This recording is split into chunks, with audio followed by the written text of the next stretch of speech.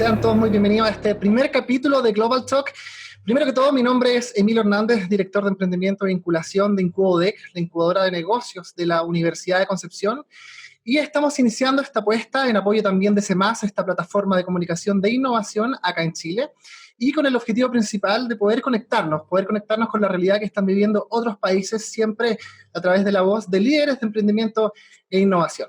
La verdad, queremos aprovechar que todos nuestros emprendedores que se están conectando puedan aprovechar esta instancia para obtener a través de diferentes líderes de opinión información e identificar, bien digo, oportunidades de desarrollo, de crecimiento y obviamente de alianza entre startups a nivel internacional.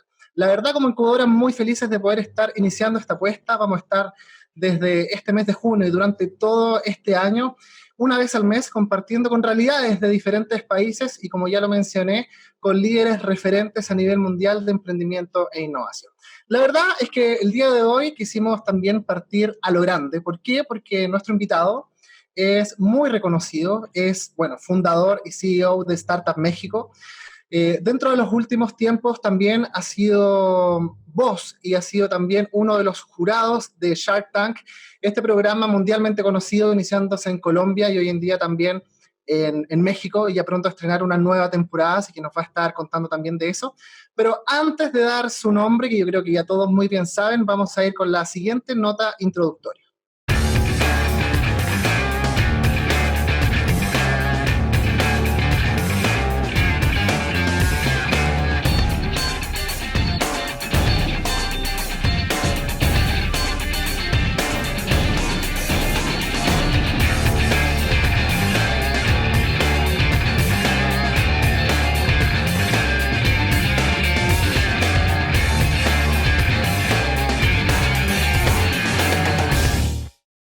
Ya lo veíamos en el video con nombre y apellido. Nuestro primer invitado internacional es Marcus Danto, CEO y fundador de Startup México. Vamos a invitarte a que actives tu cámara para ya poder verte y poder empezar a compartir contigo desde México. Hola Marcus, ahora sí te veo. ¿Cómo estás? ¿Cómo están todos? Muchas gracias por invitarme. Encantado de estar aquí platicando a mis amigos chilenos. Muchas gracias a ti también, Marcus. Y mira, acá tengo un poco de pauta de un poco de tu currículum. La verdad que es un currículum bastante extenso. Como emprendedor, como inversionista, director de Startup México y ahora mundialmente conocido ya por tu rol dentro de este programa Shark Tank. Mira, contarte que vamos a tener la oportunidad de conversar un poquito, recalcar que para mí de verdad es un gusto y es un honor poder estar compartiendo contigo. Tenemos varios emprendedores conectados.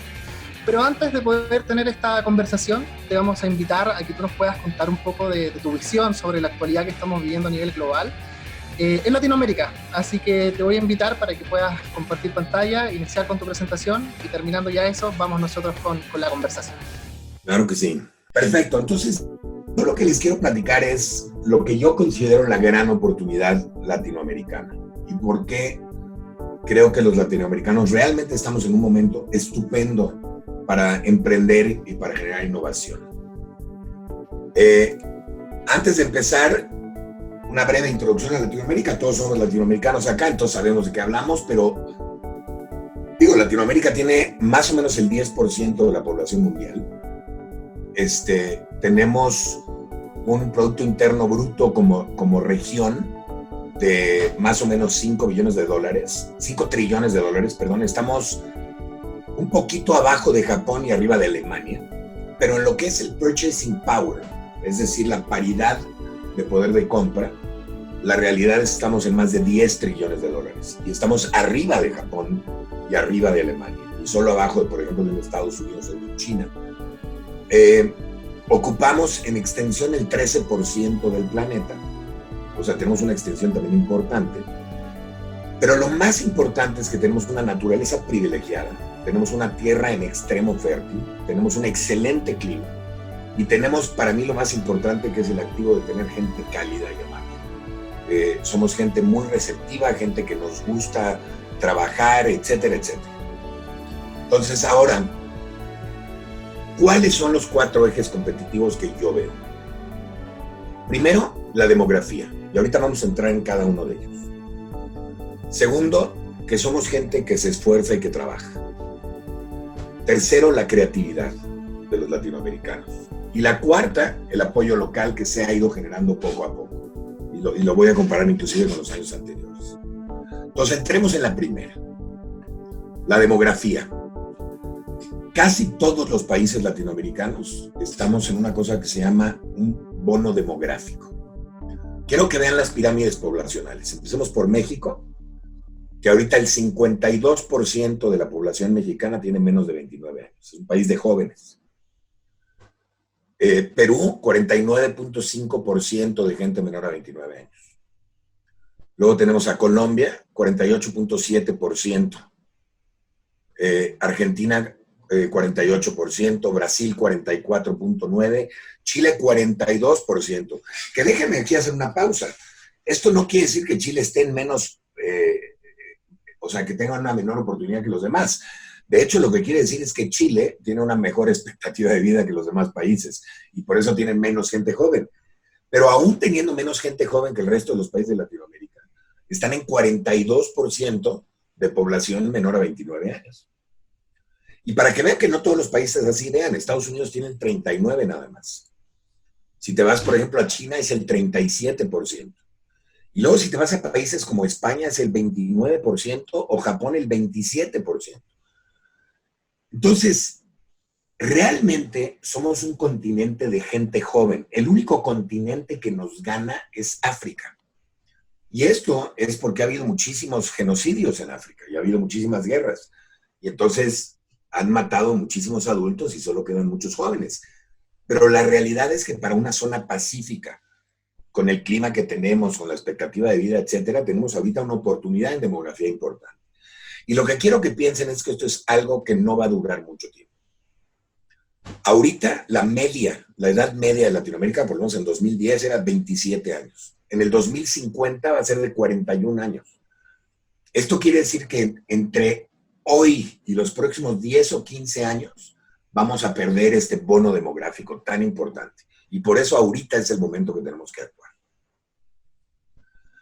El segundo punto es la preparación. Y esto es bien importante, porque la realidad es que los latinoamericanos cada vez estamos mejor preparados. Les voy a enseñar un par de curvas. La línea verde es la matrícula universitaria. Se ha más que duplicado en los últimos 15 años, por lo menos hasta el dato que tengo en 2015. Seguramente sigue creciendo. El 50% más pobre, la gente en Latinoamérica que tiene menor dinero, también ha crecido muchísimo, por lo menos 10 puntos, en su participación universitaria y educacional y educativa. Y luego, además, el número de estudiantes se ha más que triplicado en los últimos 15 años también.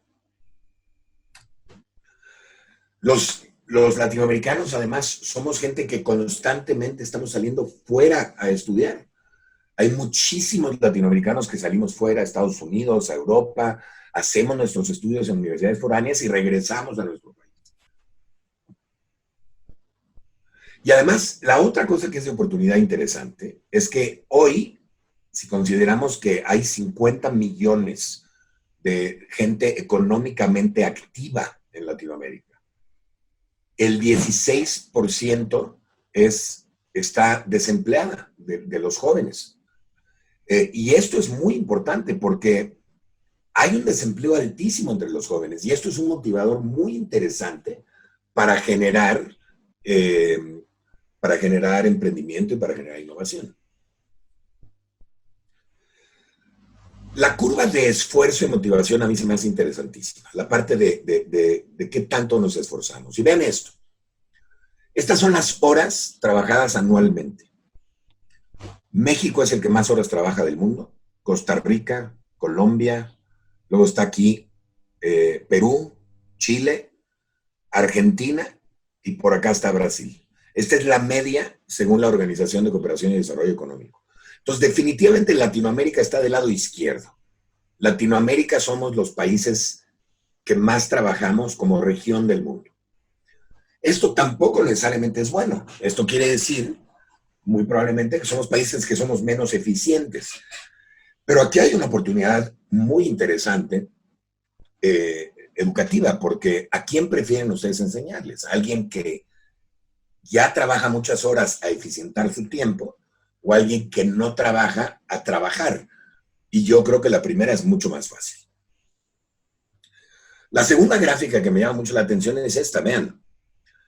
Los promedios salariales anuales, hasta acá está Suiza, Islandia, Luxemburgo, etcétera. Vean dónde está Latinoamérica. Es Venezuela, Perú, Cuba, Colombia, Brasil, México, Argentina, Costa Rica, Chile mucho mejor, pero sin embargo seguimos en el lado bajo de la curva.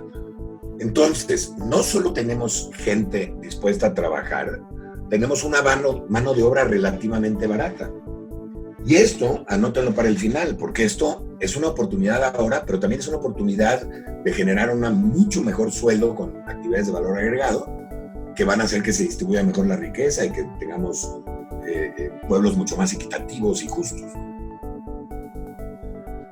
Y vean la actividad emprendedora. Esto a mí además me sorprendió mucho. Yo sé que Chile es el ejemplo de Latinoamérica, pero vean como cúmulo de región, la actividad emprendedora es mucho más alta. La línea azul es la actividad emprendedora actual. La línea roja es el porcentaje de negocios, de gente que arranca negocios, que tiene negocios o sociedad de negocios. Vean Chile cómo sobresale por mucho en el mundo. Y extrañamente le sigue Ecuador. México, por ejemplo, acá no está tan bien, pero sigue siendo arriba del promedio mundial. La actividad emprendedora por género, de nuevo, me sorprende muchísimo. Chile, primero siguen siendo los más altos en la actividad emprendedora, y bueno, está relativamente bien distribuida la actividad emprendedora en Latinoamérica, a pesar de lo que muchos piensan. Adultos iniciando negocio, vean también cómo como cúmulo de región, somos una región que inicia nuevos negocios mucho más fácil. De nuevo, Chile sobresale, seguido de Panamá y de Ecuador.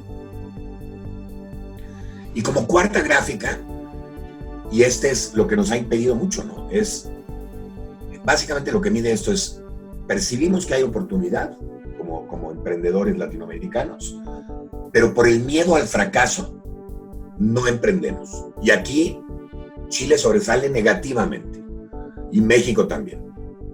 Y luego le siguen los demás. Pero de nuevo, como región, nuestro promedio es un promedio alto, es decir, percibimos que hay oportunidad, pero tenemos un impedimento que es el miedo al fracaso y la percepción del fracaso en nuestra región. Esta es una parte que a mí me divierte mucho y es la parte de creatividad. Y quiero que vean por qué digo que Latinoamérica somos la gente más creativa del mundo. Tenemos una capacidad de resolver problemas que es única. ¿Por qué? Porque nadie los resuelve por nosotros. Lo hacemos de una manera muy peculiar. Esta a mí me fascina. Tenemos la capacidad de cambiar un objeto y utilizarlo para algo completamente diferente.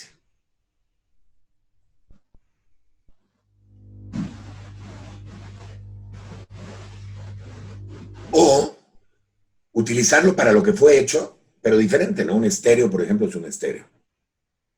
O una tele plana.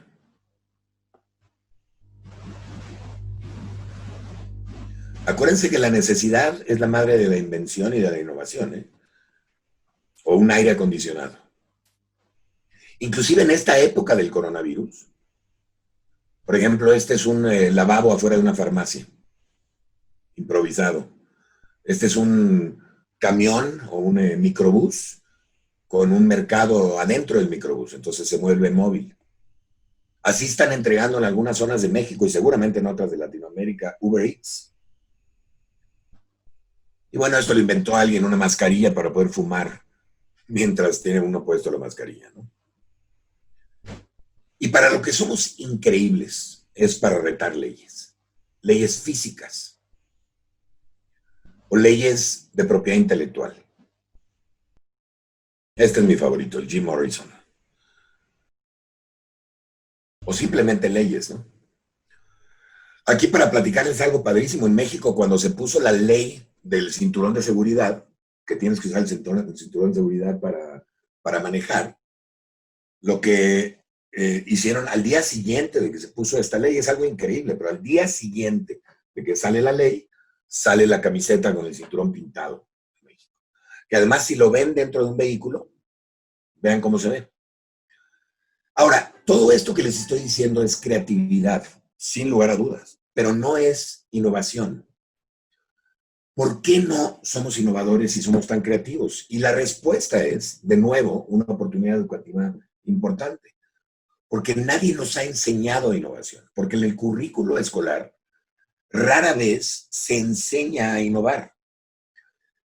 La innovación es como la física o como la química o como las matemáticas. Hay que saberse las fórmulas o en este caso las técnicas para poder aplicar esta creatividad y volverse una sociedad innovadora. Y esto nos falta en el currículo escolar. Y no hablo nada más de la universidad. Hablo de la primaria, de la secundaria, de aprovechar esta creatividad innata en los latinoamericanos y utilizarla para realmente generar empresas innovadoras y productos y servicios que realmente se expandan a todo el mundo, no nada más se queden como un producto o servicio para mí. Y lo último que es increíble es, vean los apoyos locales. Esta era Latinoamérica en el 2014. No aparecíamos en el mapa del capital de riesgo. El 52% del capital de riesgo era de Estados Unidos, 15% de China, lo demás era Europa, y había Canadá, Israel e India aparecían. Pero ni siquiera aparece Latinoamérica como región, lo cual es increíble. Vean hoy cómo ha crecido el capital de riesgo en América Latina. Este era el 2014. Se ha multiplicado por 9 la cantidad de capital de riesgo, la capital de dinero para todos. Y ahora, y aquí está de hecho la división. Por supuesto, Brasil es el gigante, le sigue México, pero esto simplemente responde al tamaño de los países. Y sorprendentemente Chile, que es un país bastante pequeño, está en tercer lugar en Latinoamérica. Entonces, no solo tenemos gente joven, gente más educada, tenemos las condiciones para emprender, la cultura, la percepción de los emprendimientos, sino que también hay dinero para emprender y la creatividad. Todo esto se ha dado porque han salido un montón de instituciones a crear fondos en Latinoamérica. En México, por ejemplo, se creó Internacional Financiera y el INADEM, crearon un fondo, y luego se creó también el Fondo de Fondos. En Colombia se creó Bancoldex. En Startup Perú, en Perú se creó Startup Perú, que era un programa también para apoyo de fondos, entre otras cosas. Corfo en Chile, Fonste en Argentina, Scala, que es más para ángeles inversionistas en Uruguay, y además es para toda Latinoamérica. Y luego el BNDES de Brasil. Y el BID y FOMIN son dos instituciones que han estado inyectando dinero para la creación de fondos en Latinoamérica. Y esto nos ha hecho crecer muchísimo nuestros ecosistemas de emprendimiento. Vean, por ejemplo, México. Este era en 2008 el número de fondos que habían para capital de riesgo en México. Este es 2012. Esto es hoy. Ha explotado el número de fondos. De 3 fondos nos fuimos a más de 70 fondos que están invirtiendo ahorita en emprendimiento. Y estos nada más son los fondos mexicanos, también hay un montón de fondos internacionales que ya están invirtiendo en Latinoamérica. Ahora, todo esto es muy bueno, pero ¿cuáles son los obstáculos que tenemos como región? Primero, la corrupción. El Estado de Derecho es un problema, la impunidad, la confianza en las instituciones falla, por lo menos en la mayoría de Latinoamérica. Lo segundo es la intolerancia al fracaso. Esto lo vimos en una de las gráficas. Pero para mí la intolerancia al fracaso es un problema gigantesco. En México, por ejemplo, no solo no toleramos el fracaso, tampoco toleramos el éxito. O sea, y en muchos otros países de Latinoamérica es así. Brasil es muy parecido, Argentina hasta cierto punto, Colombia, Perú. Entonces tenemos que quitar esta intolerancia al fracaso. Tenemos que entender que el fracaso es algo necesario para llegar al éxito. Es un paso más. Y tenemos que tolerar el éxito. En México, por ejemplo, cuando alguien es muy exitoso, la gente empieza a decir que hizo trampa o que es corrupto o lo secuestran, etc. Es un problema gravísimo porque entonces estamos generando una sociedad de mediocres en vez de tratar de que la gente sobresalga en algo, ¿no?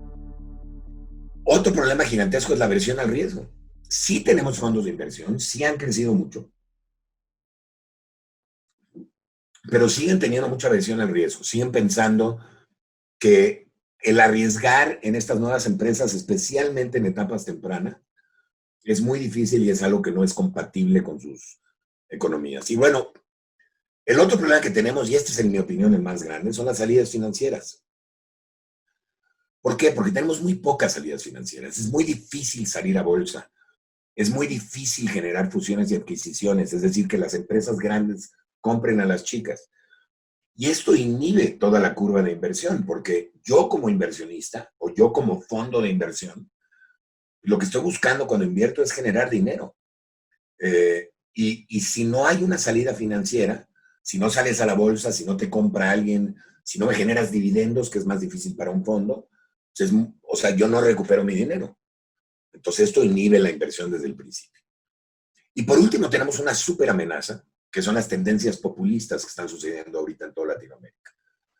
Argentina, Brasil, digo, ni hablar de Venezuela o de Bolivia, pero por ejemplo México. México ahorita está en un problema grande y de hecho se está venezolizando con la presidencia que tenemos. Y esto es un problema muy grande, por lo menos para lo que es emprendimiento y generación de innovación y nuevas empresas. Ahora hablemos de las tendencias, porque los quiero dejar con algo de lo que yo considero que va a ser lo que sigue y seguirá creciendo muchísimo en nuestra región y especialmente ahora en una etapa durante y post el coronavirus, ¿no? Lo primero que tienen que entender son los ganadores y perdedores de esta pandemia actual, ¿no? Por supuesto, las empresas como turismo, como aviación marítima, automotriz, construcción, manufactura, son industrias que están perdiendo mucho hoy. Las industrias financieras, educación, me sorprende muchísimo, por lo menos en muchos lugares de Latinoamérica hay tantas escuelas, inclusive universidades, que no estaban preparadas digitalmente para poder seguir impartiendo clases. El petróleo perdió mucho, ahora está empezando a recuperarse. Obviamente agricultura, comercio electrónico, tecnologías de información, todo lo que es la salud personal, procesamiento de comida, obviamente todo lo que es compras de comida y demás, y todo lo que es dispositivos médicos están creciendo. Pero la primera tendencia que yo creo que va a pasar, y es un nuevo cambio que yo creo que se va a quedar por mucho tiempo, le llamo teletodo, teleescuela, teletrabajo, telecompras, telemedicina, teleatención, teleservicios. Muchísimo de lo que normalmente hacíamos afuera, ahora lo vamos a hacer desde adentro de nuestro hogar. O sea, hay que pensar mucho en el tipo de servicios. Un par de ejemplos. Todo lo que es entretenimiento digital ha crecido y va a continuar creciendo muchísimo. La música, el video, los juegos, los e-deportes. La Liga Mexicana de Fútbol, yo no sé si está pasando esto en Chile, pero en México se está jugando en PlayStation. Los jugadores están jugando en PlayStation y lo están pasando en la televisión como si fueran juegos reales, ¿no? Por supuesto, los viajes están parados. Entonces, obviamente, la realidad virtual y la realidad aumentada van a jugar un papel súper importante. Vamos a hacer mucho más eventos de manera virtual, vamos a hacer muchas más fiestas de manera virtual. Yo ahorita, y estoy seguro que muchos de ustedes también, se reúnen con sus amigos de manera virtual, ¿no? A través de Zoom, pero ya están empezando a generar nuevas tecnologías para por lo menos de manera virtual estar aparentemente en el mismo lugar, ¿no? Y poderse mover dentro del espacio. Todo lo que es internet móvil y aplicaciones van a seguir creciendo muchísimo. Y aquí tienen que entender que una gran mayoría de la gente que vivimos en Latinoamérica, su contacto con internet es a través del móvil. Todos los millennials y los centennials, la mayoría de su contacto en internet es a través del móvil, pero toda la gente nueva que está entrando a internet también es a través del teléfono, de los teléfonos inteligentes. La automatización y la robótica. Esto es algo de lo que nos defendimos mucho tiempo como latinoamericanos por las pérdidas de empleo, etcétera. Pero la realidad es que es algo que va a entrar a nuestros países muy pronto y va a abarcar muchísimo de la producción, muchísimo de las industrias manufactureras.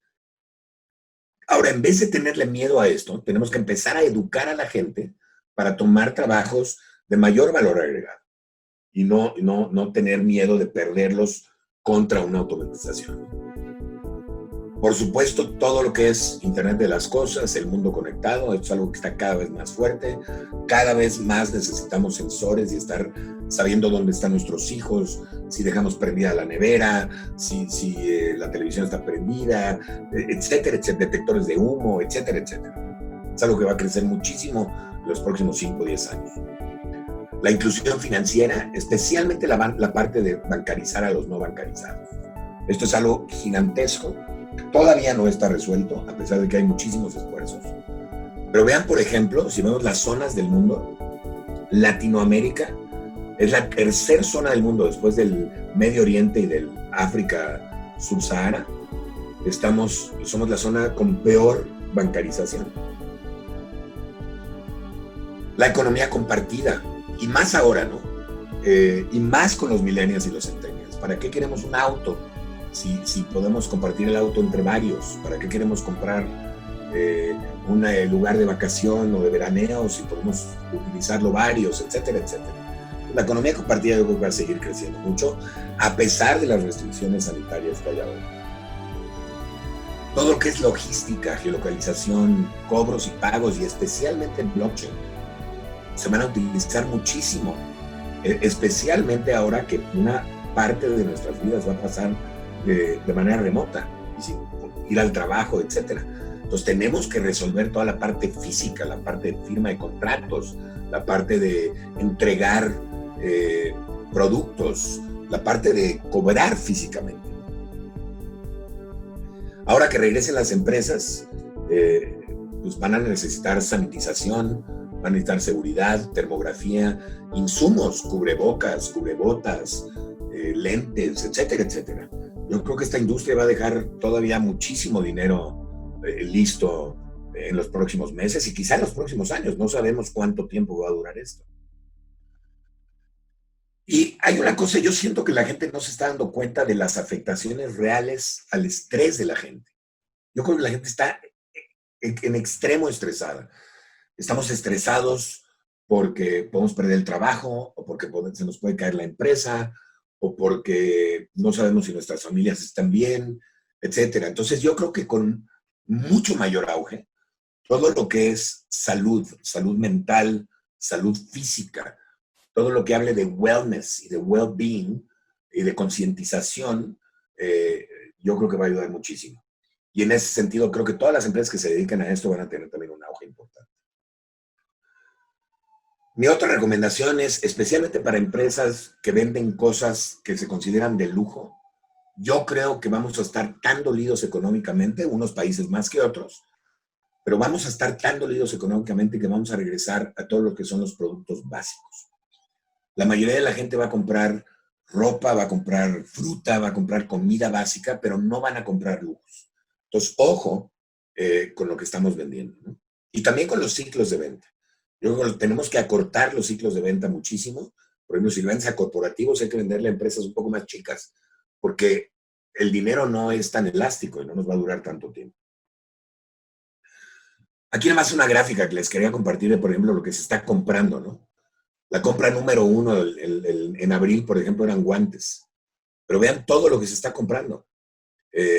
Por supuesto, medicinas, comida enlatada, todo lo que son granos, pesas, porque la gente está haciendo sus gimnasios en sus casas.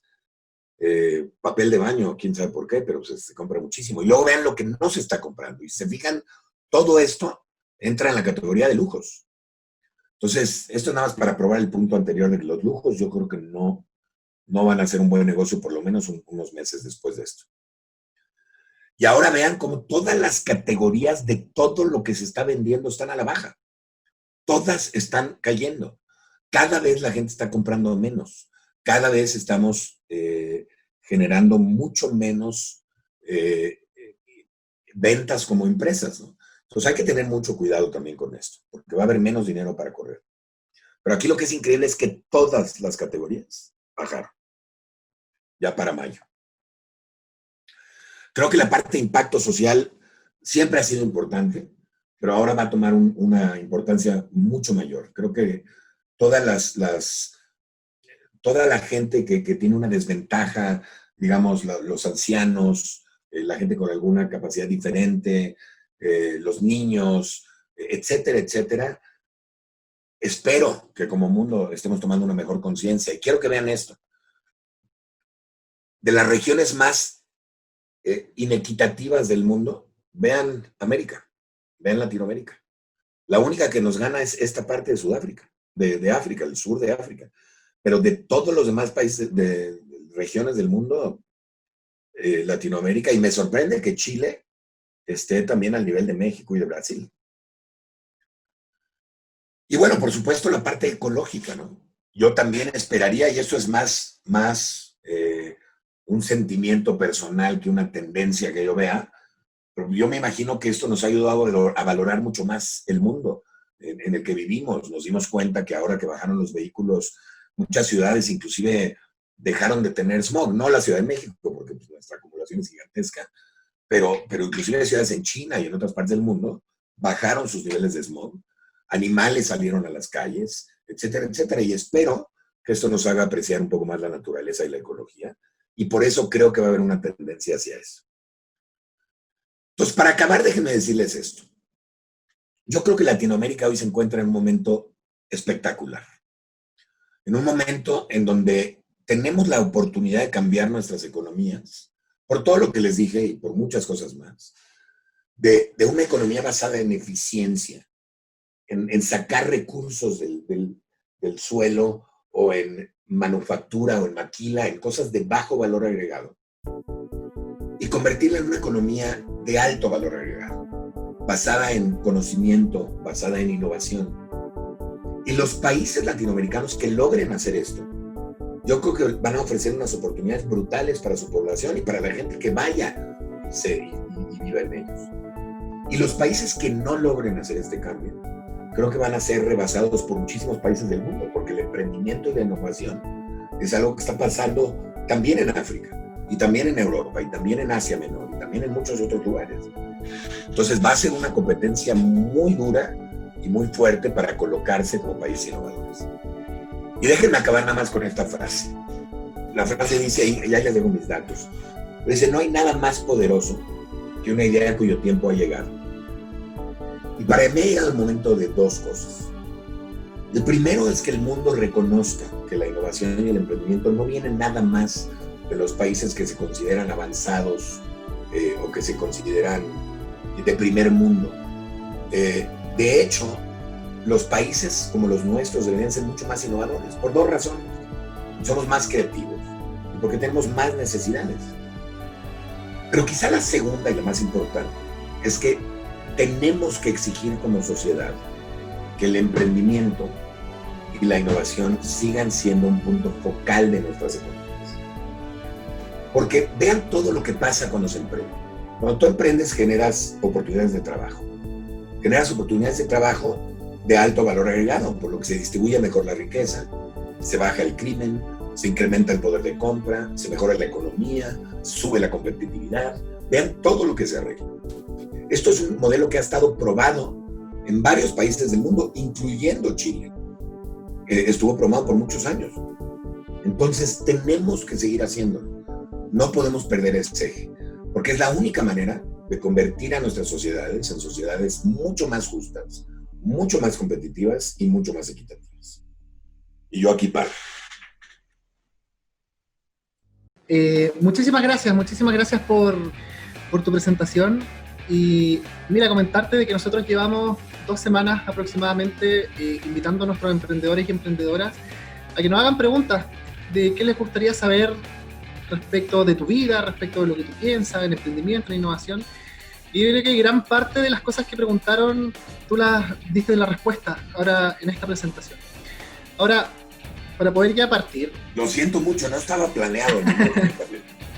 Quitaste harto tiempo, así que va a ser más corta la conversa. Ah, bueno. No, mira, Marco, comentarte para partir, o sea, viendo un poco tu historia, he visto algunas entrevistas que has dado donde cuentas, en el fondo, tu paso desde esta etapa de querer ser director de cine, después tu encuentro con el internet, a ese principio de los 90. y bueno, varios hitos que tú has ido dando que hacen que seas el Marcos Dantos que eres hoy, ¿no es cierto? Pero en este camino que tú has recorrido, me imagino que has tenido alto y bajo, quizás has tenido momentos, no sé, en que como que quieres dejar ese camino de emprendimiento o no.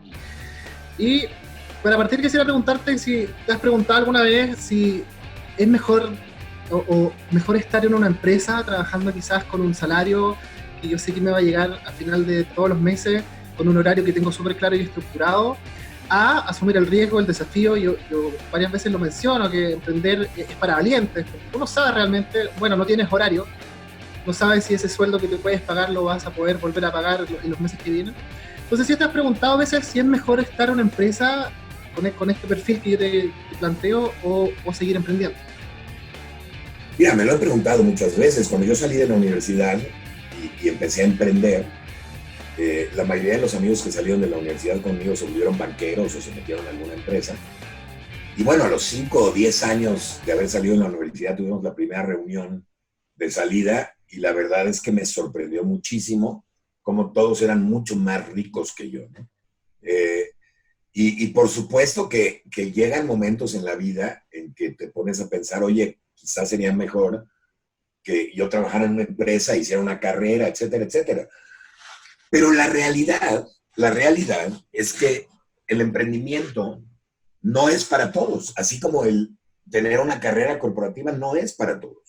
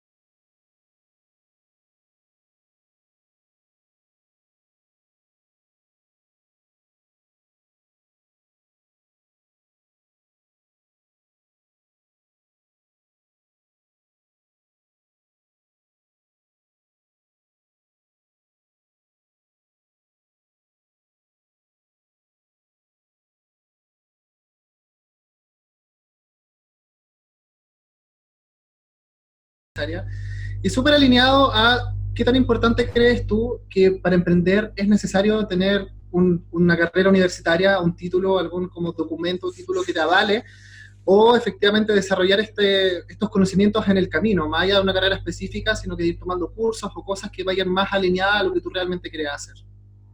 Fíjate que esta es una pregunta muy interesante, porque la evidencia empírica parecería enseñar que quienes no van a la universidad son emprendedores más exitosos, ¿no? Tienes a un Bill Gates que se salió de la universidad, o un Steve Jobs, o un Mark Zuckerberg. Pero la realidad es que yo no recomiendo que se salgan de la universidad, a menos que encuentren un emprendimiento que sea muy bueno.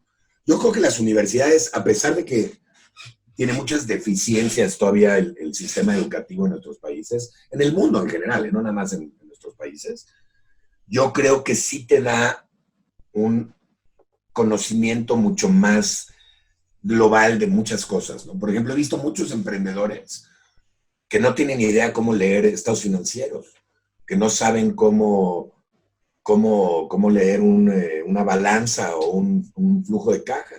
Muchos de ellos no tienen idea para qué es un abogado, ¿no? Creen que los abogados son para cuando te metes en problemas y no entienden que son para prevenir estos problemas. Muchos de ellos pues no son buenos en la parte de marketing. Entonces yo creo que la escuela sí te puede redondear mucho de eso. Y yo recomendaría que la gente acabe la universidad, por lo menos como una experiencia, inclusive como para lograr tener un éxito inicial. Pero de todas maneras te vas a tener que rodear de gente que complemente tu conocimiento y que sean expertos en otras cosas para tener un equipo realmente multidisciplinario, ¿no? Mira, y colgándome justo de eso mismo, de eso último que tú hablabas, de los equipos multidisciplinarios, porque acá, bueno, obviamente en Chile y en todo el mundo cuando hablamos de emprender, hablamos de conformar equipos, de no partir solo. ¿Qué opinas tú de eso? Porque muchos chocan y quieren partir solo y es su idea y quieren llevarla a cabo, y uno siempre recomienda que busquen complemento.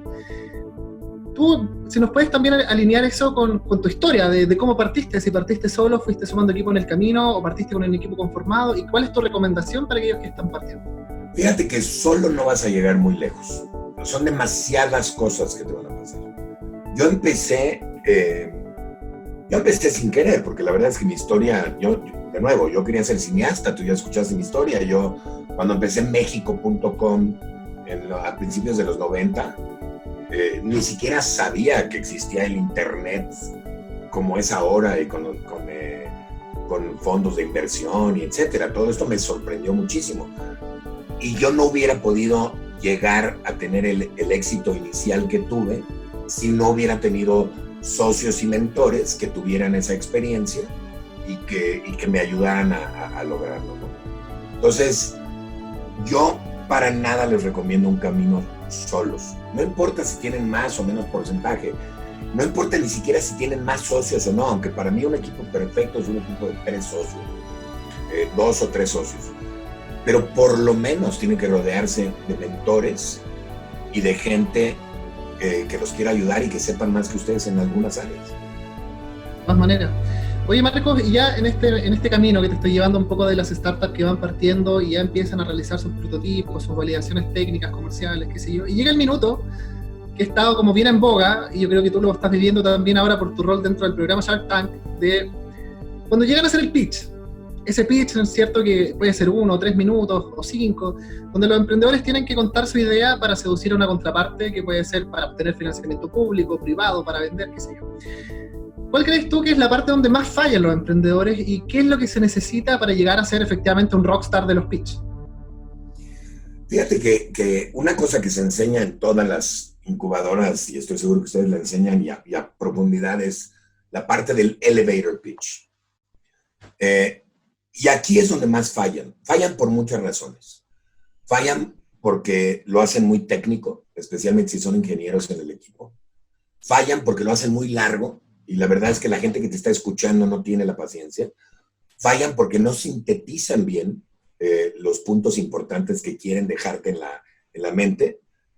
Pero quizá lo más importante es que, o sea, en realidad fallan porque no están pensando en la otra persona cuando están haciendo el pitch. Y déjame decirte a qué me refiero.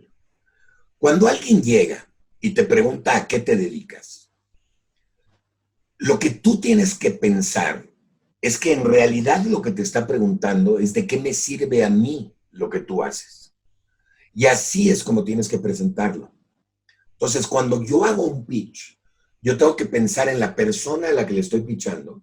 Yo también tengo que hacer mi investigación de quiénes son, quién va a ser mi público, y pitcharles de alguna manera en donde ellos vean el beneficio de lo que yo estoy vendiendo desde el punto de vista de ellos, no del mío.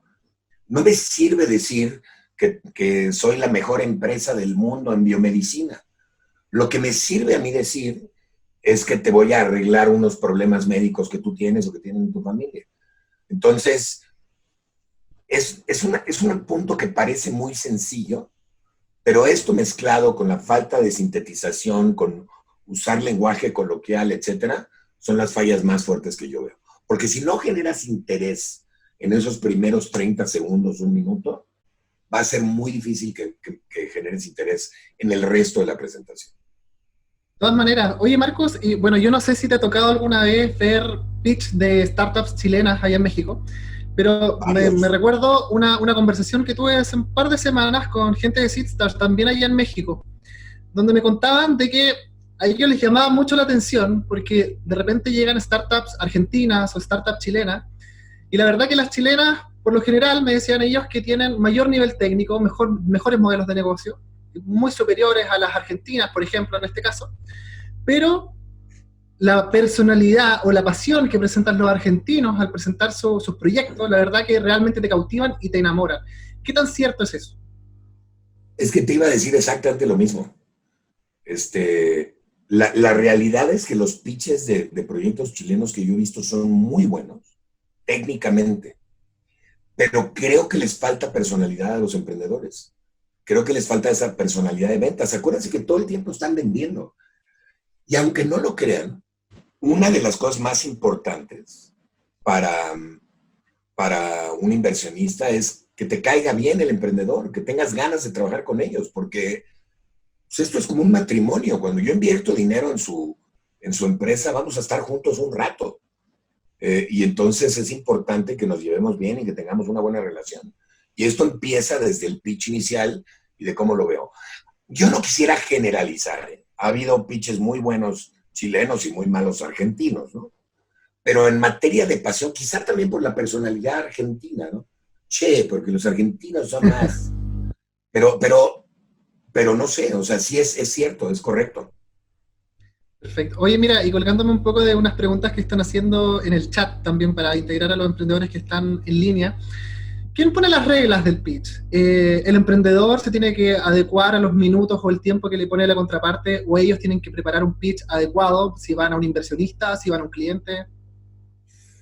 A ver, normalmente cuando van a hacer un pitch o en una competencia o en un demo de ello en algún lugar, y típicamente te van a poner el tiempo ya muy especificado, pero digamos que vas a un VC y no hay un tiempo específico.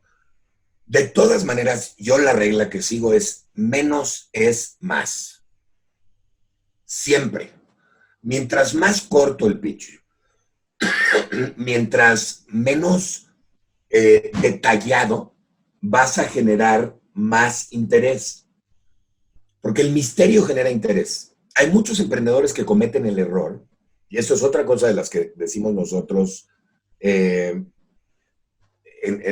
las clases que les damos de pitching a los emprendedores, ¿no? Les decimos, miren, todo el objetivo de la primera cita es que te den una segunda cita.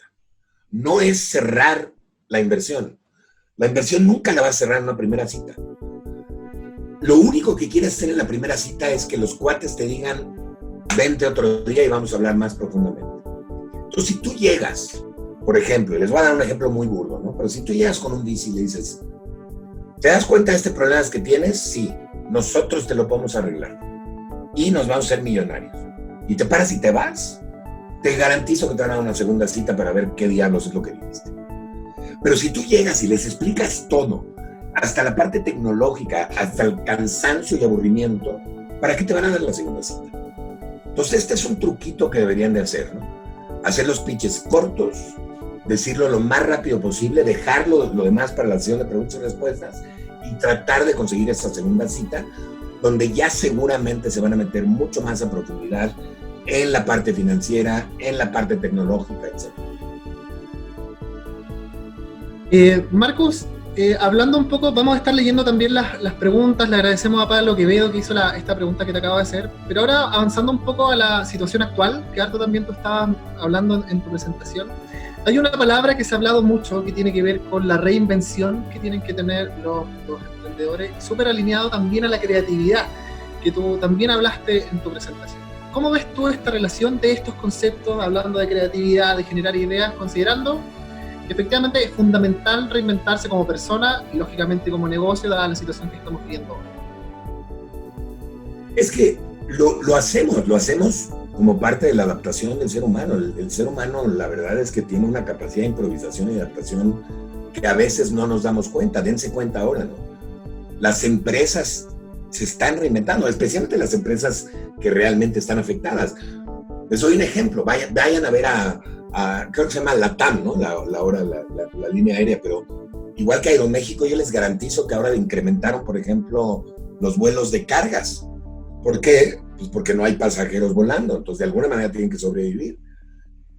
Airbnb en Latinoamérica empezó a hospedar, por ejemplo, a doctores y a enfermeras, porque no podían regresar a su casa para no infectar a su familia o que necesitaban quedarse cerca de los hospitales. O sea, todas las... Startup México mismo, nosotros que apoyamos a emprendedores y pymes, pues ahora estamos vendiendo equipo médico que hacen los mexicanos, que hacen los productores mexicanos, como parte de lo que estamos haciendo, como parte de una reinvención, aun cuando sea temporal, ¿no? Siempre tenemos que estarnos reinventando y siempre tenemos que estar innovando, de todas maneras, con o sin coronavirus. Pero yo creo que el coronavirus nos ha puesto en un nivel de alerta mucho mayor que tiende hacia digitalizar las empresas, poder hacer el home office de una manera correcta y hacia reinventarnos para por lo menos estar prevenidos para cuando venga una siguiente pandemia de este tipo. Oye, Marcus, y en ese camino bueno, hoy día, por ejemplo, los emprendedoras acá en Chile, y me imagino que en el mundo también, están con una alta oferta de capacitaciones. Y de hecho, hablando un poco de lo que nosotros también estamos haciendo como incubadora, enmarcado también con este programa que tiene que ver con el programa de aceleración, en el fondo de preparar a las startups para presentarse inversionistas. ¿En qué momento las startups tienen que presentarse inversionistas? ¿Cuándo es un momento ideal para levantar capital? ¿Y qué recomiendas tú? Si efectivamente cuando estamos empezando un emprendimiento partir con capital propio o salir inmediatamente buscando capital ya sea público o privado. Bueno, por eso hay etapas de inversión, ¿no? La primera etapa de inversión es una cosa que se llama sweat equity o el sudor que le ponen los emprendedores. No necesariamente tiene que ser capital propio, pero de alguna manera es capital propio porque es tu tiempo y puedes no pagarte un tiempo, ¿cómo se llama? Puedes no pagarte los primeros meses que estás creando la empresa y eso pues de alguna manera es un sacrificio que estás haciendo y al estar invirtiendo tu tiempo y tu dinero, pues estás invirtiendo, ¿no? La segunda etapa es la etapa de Friends and Family. O sea, ¿y por qué es importante tener amigos o familiares dentro de tu empresa? ¿Por qué? Porque si tú no puedes lograr convencer a gente cercana a ti de que tu emprendimiento va a ser exitoso, pues te va a ser mucho más difícil convencer a gente que no es cercana. Entonces, por eso las empresas que arrancan y que logran que un tío rico o que un amigo de un amigo o gente que de alguna manera está cercana a ellos les invierta, es mucho más probable que luego con este historial regresen con un fondo o con un ángel inversionista que ya no sea un conocido. Pero, ahora, en relación a la segunda pregunta, ¿cuándo debe ir a pedir dinero a una empresa? Yo creo que la primera parte cuando debes de pedir dinero es cuando tienes hecho un buen pitch y tienes de alguna manera comprobado que puedes realizar lo que tú estás prometiendo realizar y que tienes un mercado que está dispuesto a pagar por eso, lo que llamamos todos product market fit, ¿no? O sea, cuando ya tienes un MVP, ya tienes un primer producto o servicio desarrollado, aunque sea de lo más burdo posible, un prototipo, y ya lograste validarlo con clientes potenciales. Esa es la primera. Y luego la segunda es cuando empiezas a demostrar un crecimiento y demuestras básicamente que si le pones más gasolina al motor, más rápido vas a ir. Y eso es todo. Oye, y en tu rol, bueno, también como inversionista, ¿qué tan real es que uno va quemando las posibilidades? O sea, si te fue mal con un inversionista, no te puedes acercar nunca más. ¿Y qué hacer si un inversionista efectivamente no te tomó en cuenta con tu pitch? ¿Volver a acercarse a él? ¿Cuál es la estrategia ahí? No, bueno, también tienes que entender que hay personalidades. Y además también hay fondos que se dedican a otro tipo de cosas. O sea, a mí me ha tocado gentes que vienen al fondo y nos piden una cantidad o muy pequeña o muy grande para el fondo y simplemente no es un match para el fondo. También puede ser que nuestro fondo, por ejemplo, busca tecnología y esta persona llega con una cosa que no es tecnológica. O sea, también tienes que investigar un poco a quién le vas a hacer el pitch. Y también puede ser simplemente que no le caíste bien o que no hubo química con el inversionista. Pero no te preocupes, hay muchos inversionistas, muchísimos. Entonces simplemente aprenden la lección. Lo que deberías de tratar de hacer es de sacarle retroalimentación de por qué no. Eso te sirve siempre para mejorar tu pitch y para seguir mejorando y eventualmente conseguir dinero, ¿no? Exacto. Oye, Marcos, mira, preguntarte un poco en relación a algunas preguntas del chat también. Eh, Hay gente que efectivamente tiene muy buenas ideas y en paralelo, en países, por ejemplo, como en Chile, hay muchas posibilidades de subvención o de apoyo por parte estatal para desarrollar emprendimientos desde etapa temprana. Ahora, hay algunos emprendedores y emprendedoras que consideran que la inyección de capital para el emprendimiento es un proceso altamente burocrático que al final mata las ganas de emprender. Primero, ¿qué consideras de ese comentario, de esa visión de los emprendedores? Y segundo, conocer cómo es la realidad en México. Yo creo que en todo el mundo es igual. Si bien en Latinoamérica quizá es un poco más burocrático por el simple hecho de la aversión al riesgo, los emprendedores, otro problema que veo, que se me olvidó mencionarte antes cuando me preguntaste los problemas, es que empiezan a buscar dinero ya tarde, ya cuando tienen el agua en el cuello.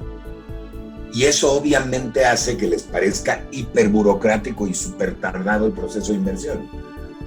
Pero la realidad es que un proceso de inversión normal dura, por lo menos con un fondo de inversión, dura entre 6 y 9 meses. Ese es el promedio entre que el primer pitch que haces y que el dinero entra a la empresa. Entonces, si a ti te faltan 3 meses de dinero y empiezas el proceso de inversión, pues vas a estar 6 meses sufriendo como loco. Exacto. Oye, y la realidad de México en el sentido de que, bueno, también poderlo alinear con que hay muchas startups que están viendo esta presentación ahora y que están ya en un marco de aceleración, buscando inversionistas o que incluso han tenido inversión ya en primera ronda y que ven México como una alternativa importante de desarrollo. ¿Cómo está México hoy en día y qué oportunidades presenta, dada la contingencia sanitaria, de que las startups puedan ir a desarrollarse? Miren, hace como 3 meses que no salgo a México, así que no sé. No, pero déjame decirlo, porque además estoy encerrado en casa, ¿no? Pero México, yo creo que Chile es mucho mejor país para arrancar un startup. Por lo que comentabas, Emilio, porque tienen muy buenas subvenciones, porque los programas que han tenido, especialmente lo que ha hecho Corfo, ha sido maravilloso. Y creo que ha realmente apoyado mucho al país y creo que ya quisiéramos cualquier otro país de Latinoamérica, cualquiera, Brasil, México, Colombia, Perú, Argentina, lo que sea, tener lo que tiene Chile. Ahora, ¿cuál es el problema de Chile? Tienen 2 problemas. El primero, en mi opinión, es que están lejos. Es el último país de Latinoamérica, están hasta abajo. A pesar de que está muy largo el país y todo, la realidad es que para mí volar de México a Santiago son 9, 10 horas. Entonces, están lejos de los mercados, pero quizá el peor problema que tienen es el problema del mercado interno. Es un país con muy poca gente. Entonces, para lo que sí les puede servir a los emprendedores chilenos, un México, pues es para expandir su mercado. Un Brasil, ¿no? Nada más que Brasil no habla español y es un país un poco complejo. Argentina ahorita tiene medio problemas ¿cómo se llama? Tiene varios problemas económicos. Pero tienes Colombia, tienes Perú y tienes México como los países en donde puedes crecer tu mercado. Y la ventaja de México es que está pegado a Estados Unidos y tenemos muchos fondos de inversión que podrían invertir, ¿no? Un gran ejemplo de esto es Cornershop, que es una empresa chilena que se vino a México, consiguió inversión en México, etcétera, ¿no? Oye, y colgándome de eso último, porque de hecho te iba a mencionar el caso de Corner Shop, pero ¿qué tan importante es pensar en global? O sea, no solamente pensar en el mercado chileno, sino que pensar desde el minuto cero en global, sobre todo si estamos hablando de innovación y de base tecnológica. Cualquier persona que sabe de emprendimiento, lo que te diría es piensa global y actúa local. Pero siempre, siempre, se los voy a poner de otra manera. A mí me gusta este dicho mucho que dice, tírale a las estrellas y le pegarás a las montañas.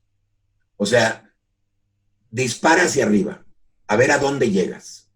Pero si no disparas lo más arriba que puedes, va a ser muy difícil que llegues muy arriba. Entonces, claro, tienes que tirarle a hacer un negocio global, porque además la competencia que va a entrar es una competencia globalizada. Sin embargo, tienes que actuar de manera local, porque te tienes que enfocar en un inicio. Ahora, el mercado de Chile es un gran mercado para probar nuevos emprendimientos. Porque es un mercado chico, porque es un mercado menos complicado, porque como comentamos, es un mercado donde es más fácil crear una nueva empresa. Pero ya luego tienes que crecer afuera de Chile, porque si te quedas nada más en Chile, te quedas como un negocio muy chiquito. Oye, mencionabas hace un ratito, colgándome de nuevo, del caso de Corner Shop, pero para preguntarte principalmente, casos de estudio o casos que para ti sean referentes de startups o de emprendedores por su historia o por lo que lograron hacer, principalmente porque los emprendedores buscan mucho buscar figuras para seguir el patrón, seguir el ejemplo y ver cómo lo hicieron ciertas startups que hoy día son exitosas. Bueno, es que hay muchos casos de startups muy interesantes. De hecho, de mismo Chile hay otra empresa que se llama Lentes Plus, que esa la incubamos nosotros y ahorita en México está teniendo mucho éxito, ya está en 4 países. O sea, yo creo que hay casos de empresas muy interesantes. El problema es que al parecer, es algo muy, muy, muy extraño, al parecer las empresas, primero argentinas, son las que logran hacer los unicornios y las salidas fuertes, y luego las brasileñas, ¿no? Por alguna razón, ni los mexicanos, muy pocos chilenos, muy pocos colombianos, con la excepción de Rappi, que es un gran ejemplo, no he escuchado de ningún peruano que hayan hecho realmente un éxito así de grande, ¿no? Tenemos que levantar esto. Es una de las razones principales por las que nos estamos quedando atrás. Pero esto responde también a los mercados que tenemos, a las bolsas de valores que tenemos, a la falta de fusiones de adquisiciones, a la falta de apetito de inversionistas grandes. La entrada de SoftBank a Latinoamérica, yo pensé que iba a ser algo espectacular, pero luego se metió en problemas SoftBank por WeWork, y entonces pararon todo, ¿no? Pero, como dicen, our time will come. Exactamente. Oye, mira, para ir cerrando, nos van quedando ya los últimos minutos, y quisiera que nos contaras un poco de Startup México, de la cual tú eres fundador, CEO al día de hoy. ¿Cómo funciona, cómo opera, cómo son sus programas? Y en el caso de que una startup chilena quisiera presentarse, ¿cuáles son los procesos que tiene Startup México para recibir a nuevas startups? Sí, Startup México nació hace 7 años, casi. No es una copia de Startup Chile, porque mucha gente me pregunta eso siempre. Startup Chile sí fue primero, pero Startup Chile era un programa completamente diferente, además un programa de gobierno, con Corfo. Startup México era una empresa privada, con el apoyo de gobierno inicialmente, porque lo que queríamos era crear un lugar que se volviera un referente de un ecosistema que necesitábamos generar en México. Entonces creamos rentamos una bodega muy grande, más o menos de 4,000 metros cuadrados, la convertimos en una especie de basándonos un poco en mi experiencia con Google y este tipo de empresas, una especie de un Disneylandia de emprendedores. Y empezamos con un programa de incubación, de creación de ecosistemas y de incubación. Entonces, lo primero que empezamos a hacer es enseñar emprendimiento y luego a hacer concursos de proyectos que todavía no eran empresas, que pudiéramos convertir en empresas. De ahí para acá hemos pasado por muchos programas. Hicimos un programa de aceleración, hicimos un programa de educación, tenemos programas académicos, tenemos un fondo de inversión, se llama Dux Capital, y tenemos muchas otras cosas en México, incluyendo un programa que se llama un programa de soft landing. Y este programa de soft landing ha sido muy interesante porque se han traído empresas de fuera de México para penetrar el mercado mexicano. Y aquí es muy chistoso porque nos han llegado muchas empresas sudamericanas, empresas de Colombia, de Chile, de Perú, inclusive algunas de Brasil, pero también por otro lado, que obviamente que quieren ir a un mercado más grande como el mexicano y luego quizá irse a Estados Unidos o Europa de allá, pero también nos han llegado startups de Estados Unidos y de Europa que quieren penetrar el mercado latinoamericano y que ven como puerta de entrada a un México, ¿no? Y la intención pues, es seguir con este programa y darles acceso primero a un segundo mercado, que sea un mercado más grande y quizá un poco más complejo, y luego una vez que ya tienes un pie en Chile y un pie en México, pues puedes hacer una expansión panregional a Perú, a Colombia, o puedes irte ya directo al mercado americano y crecer. Oye, este programa de soft landing ha generado mucho interés en los emprendedores. Contarles también que dentro de los próximos meses también vamos a estar haciendo algunas actividades de difusión en conjunto con Startup México y Incubodex sobre estos programas. Pero más allá de eso, si un emprendedor quiere tener más información y segundo, si existe para estos programas o estos procesos de trabajar con Startup México alguna industria en específico que ustedes trabajan o es de forma general, más abierta.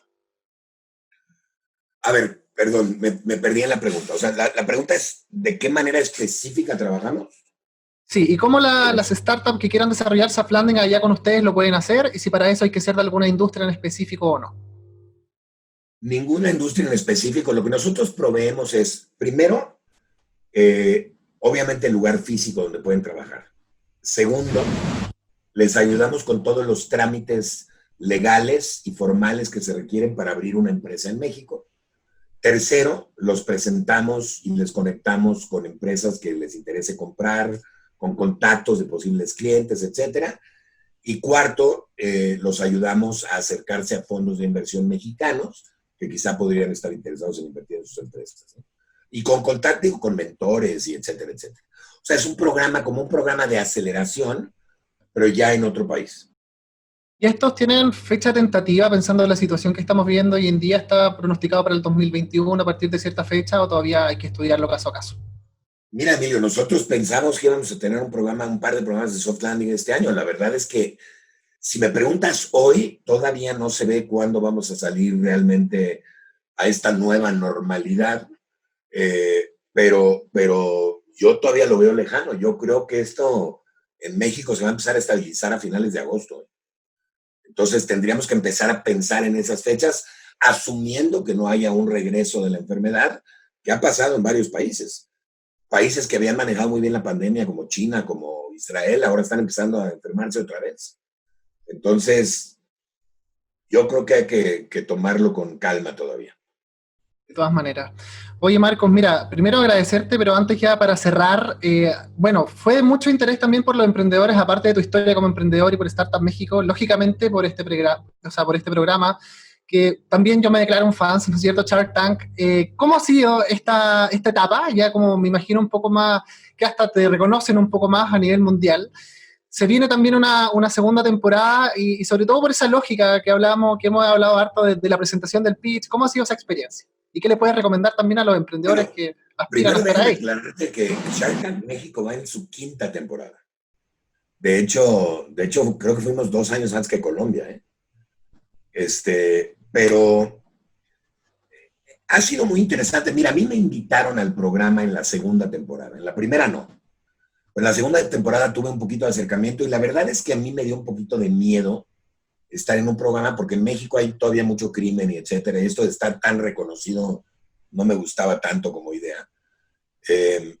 La 3ª temporada tuve otra vez una plática con la productora y la verdad es que me di cuenta de que el programa promueve muchísimo el emprendimiento y esa es la misión de Startup México. Y entonces, en ese sentido, pues decidí ser parte de los tiburones. Ha sido una experiencia muy chistosa, porque la verdad es que vas caminando en la calle y te gritan tiburón, ¿no? La gente te reconoce, te pide autógrafos, etcétera. Pero la realidad es que sí me da un poco de coraje que la gente me conozca por esto, cuando yo siento que es de lo menos importante que he hecho en mi vida, ¿no? He hecho cosas mucho más importantes, de mucho mayor envergadura y de mucho más impacto que salir en un programa de televisión, pero desgraciadamente la televisión es así. Ahora, a mí me ha dado, por supuesto, una mayor apertura. Ahorita, antes me costaba mucho trabajo, por ejemplo, ir a un estado y hablar con el gobernador del estado. Y ahora cuando llego al estado... Te abrieron las puertas. Me está esperando y me está pidiendo él una fotografía conmigo, ¿no? Entonces es muy chistoso. Oye, Marcos, mira, agradecerte, tenemos ya los últimos minutos y quisiera hacer contigo un juego de palabras. En el fondo yo te voy a decir un par de palabras y tú me vas a decir el primer concepto que se te venga a la mente. Emprender. Innovar. Propuesta de valor. Híjole, solución. Chile. Pica. Acuérdate que para qué Chile es otra cosa, ¿eh? No, Chile, la verdad, te diría ejemplo. Crisis sanitaria. Problema. Marcus Dantus. Emprendedor. Marcos, ha sido un placer estar contigo en esta ocasión, en este capítulo estreno de Global Talk. El último mensaje que quisieras dejarles a los emprendedores que están viendo esta transmisión y que después van a poder revisarlo también en otras ediciones o repeticiones. Mira, creo que lo di en un principio, pero déjenme ser mucho más tajante en esto. No tienen idea la suerte que tienen de vivir en el país que viven. Yo cada vez que voy a Chile me impresiono muchísimo de las condiciones que tienen para emprender. ¿Por qué no más gente en Chile emprende? No lo entiendo. Porque tienen todo para emprender. Tienen el mejor laboratorio de emprendimiento del mundo. Tuvieron durante muchos años una relación espectacular con Silicon Valley a través de Stanford. Tienen fondos, tienen una naturaleza espectacular. Es gente en promedio que yo he visto más educada que el resto de América, por lo menos en aspectos sociales y en aspectos de naturaleza y de respeto a la ecología y a la tierra, etcétera. Tienen todo para emprender. Me sorprendió a mí muchísimo cuando fue la crisis chilena hace poco y todo el mundo salió enojado porque eran el ejemplo de Latinoamérica, nos deprimieron a todos los demás, ¿no? No entiendo por qué tienen tanto miedo a emprender, no entiendo por qué tienen tanto miedo al fracaso. Yo creo que es un cambio de actitud nada más. Cambien esa actitud, presúmanse más, no se intimiden con los argentinos. Acá nos burlamos mucho de los argentinos, estoy seguro que ustedes también. No, decimos acá que los argentinos se suicidan subiéndose hasta arriba de su ego y aventándose, ¿no? Pero ese ego que tienen es un ego que les ayuda muy bien. ¿Por qué? Porque se venden mejor. Y todos estamos vendiéndonos todo el tiempo. Cuando contratas a alguien en una empresa, le vendes la empresa. Cuando tú te quieres contratar, te estás vendiendo. Cuando tienes un pitch, obviamente, de tu staro. Cuando quieres ligarte a una mujer en una discoteca, también te estás vendiendo. Entonces, aprendan a venderse. Cambien esa personalidad y van a ver cómo despega Chile como emprendedor. De todas maneras, Marcos, muchísimas gracias por haber estado con nosotros. Espero que se repita, que podamos tener esta interesante conversación. Agradecerle también, a los emprendedores que se sumaron y contarles que el mes de julio también vamos a estar con otro representante, al igual que tú, Marcos, pero esta vez será de Colombia. Así que para ellos que quieran ver quién va a estar, que se queden al final de esta edición, porque vamos a emitir un video donde podrán saberlo. Marcos, te reitero los agradecimientos. La canal nuestro. Exactamente, que estés muy bien y ha sido un placer. Hasta la próxima.